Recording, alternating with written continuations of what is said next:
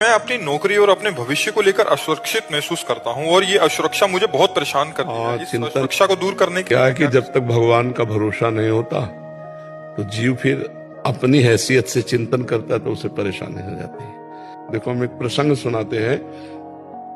भीष्म पितामह जिस समय सेनापति बने, दुर्योधन के कौरव पक्ष के सेनापति, तो रोज 10,000 महारथी मारते थे। 10,000 महारथी भीष्म जी, महान धनुर्धर, लेकिन एक भी पांडव को खरोच नहीं आती थी।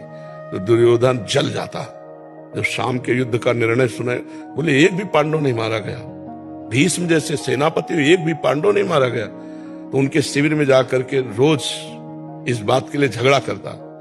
तो भीष्म जी भाव में आए तो 5 बाण निकाल के रख दिए और कहा, कल मैं यदि जीवित रहा तो 5 पांडवों का वध निश्चित समझो। अब ये खबर फैल गई पूरे दोनों शिविरों में कि भीष्म ने प्रतिज्ञा की कल 5 पांडवों का वध होगा।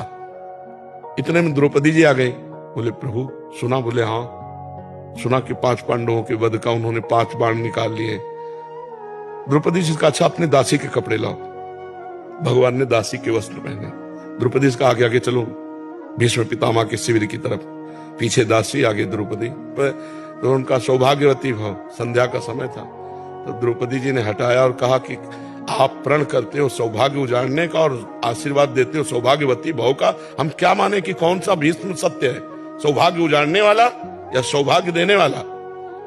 भीष्म जी का माला छूट गया। उनका वो कहा जो तुम्हें यहाँ लाया है, क्योंकि इतनी चतुराई से तेरे को यहां तक इस समय पहुंचाना केवल उसी का कार्य है। भीष्म जी खड़े हो गए और देखा तो दरवाजे में दासी बने खड़े थे भगवान। भीष्म जी ने जब देखा तो कहा, बेटी तेरे सौभाग्य को कौन उजाड़ सकता है? हम जैसे सैकड़ों भीष्म तो भी नहीं उजाड़ सकते, जिसका रक्षक ये गोविंद तुम्हारे लिए दासी बन के आया है। अब भगवान लौट करके आए तो देखा पांडव चैन से सो रहे हैं। तो पांडवों को जगाया, उनका भीष्म ने प्रतिज्ञा की है 5 पांडवों को मारने की। बोले, हाँ पता है। बोले, तुम चैन से सो क्यों रहे हो? बोले, जिसके तुम रक्षक हो तो चैन से हम सोए, आप खुद व्यवस्था करो। तो समझ रहे हो ना, अगर भगवान का भरोसा है तो चैन से सोगे, वो व्यवस्था खुद कर देंगे। और भगवान का भरोसा नहीं तो अपनी परेशानी, अपनी जिम्मेवारी लेने पर हम परेशान हो जाएं, क्योंकि हम मनुष्य हैं। हमारी क्षमता ईश्वरीय शक्ति के आगे नहीं है। अगर ईश्वर का, तो ईश्वरीय शक्ति के आगे किसी का ऐसा नहीं कि कार्य बिगड़ जाए, सदैव बनते ही पाया गया है। तो आप भगवान का भरोसा लीजिए, चिंता मत कीजिए, थोड़ा नाम जप कीजिए और भगवान के आश्रित रहिए। होगा वही प्यारे जो राम जी को भाएगा। और राम जी है मंगल भवन अमंगल हारी। अमंगल हो नहीं सकता, हो ही नहीं सकता, तो इसलिए भगवान के भरोसे रहिए।